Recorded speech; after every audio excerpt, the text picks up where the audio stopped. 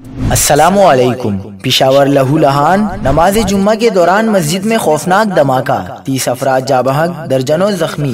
کیا آپ حالات حاضرہ سے آگاہی حاصل کرنا چاہتے ہیں؟ خبر کے پیچھے چھپے اصل حقائق جاننا چاہتے ہیں تو ابھی سبسکرائب کیجئے جلمل پاکستان کو اور ساتھ ہی گھنٹی کے نشان پر کلک کر دیں۔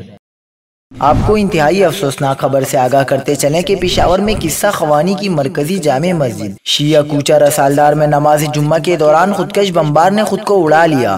نماز جمعہ کے دوران خودکش دھماکہ ہوا ہے، 30 افراد جاں بحق اور 50 سے زائد زخمی ہوئے ہیں۔ متعدد زخمیوں کی حالت تشویشناک ہے، جس کے باعث اموات میں اضافے کا خدشہ ہے۔ ایس ایس پی آپریشنز کا کہنا تھا کہ قصہ خوانی بازار کی مسجد میں ہونے والا دھماکہ خودکش تھا۔ سیکیورٹی ہائی الرٹ تھی اور سیکیورٹی کے لیے مسجد کی گیٹ پر 2 کانسٹیبل تعینات تھے۔ انہوں نے کہا کہ ابتدائی اطلاعات کے مطابق دھماکہ خودکش تھا اور حملہ آور پہلے پولیس اہلکار کے پاس آیا، پھر دہشت گردوں کے ساتھ فائرنگ کا تبادلہ بھی ہوا۔ دھماکے میں ایک اہلکار شہید ہوا اور دوسرا زخمی ہے۔ ہارون رشید کا بتانا تھا کہ دھماکے کے بعد پولیس نے علاقے کا محاصرہ کر لیا ہے اور ریسکیو آپریشن جاری ہے۔